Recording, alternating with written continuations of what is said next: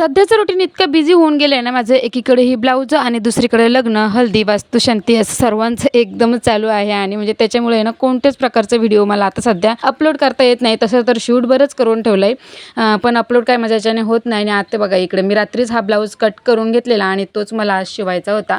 सिम्पलच होता, अशी मुनिया पैठणीमध्ये ही साडी होती. याच्यावरचा ब्लाऊज मी इथं सकाळी म्हणजे कामावरून झाल्यानंतर दुपारच्या आत मी हा शिवून घेतलेला. इकडे बघा सिम्पलच होता, पण एक दिवस आड म्हणजे काल परवाच हा ब्लाऊज माझ्याकडे शिवायला आलेला. तसं तर मी आता दिवसाला 2-2 अशी ब्लाऊज लावून ठेवलेत, म्हणजे दिवसातून 2 शिवून झाली ना तर माझी व्यवस्थित अशी 10-15 दिवस माझी अशी ब्लाऊजांचीच ही चालू आहे. आणि हा अचानकच आलेला, तर मग म्हणजे आमच्याच नातेवाईकांचा आहे, मग नाही पण बोलता येत नाही. मग मी घेतला हा आणि लगेच शिवून घेतला. 1 तारखेलाच त्यांना हवा होता. आणि इकडे बघा या साडीला फॉल आणि हा ब्लाऊज अजून दुसऱ्या साड्यांना पण फॉल 2 लावून घेतलेले. बघा सेम डिझाईन आहे, फक्त कलरमध्ये थोडा फरक आहे. बघा आता लाईट आणि डार्क अशा साड्या आहेत.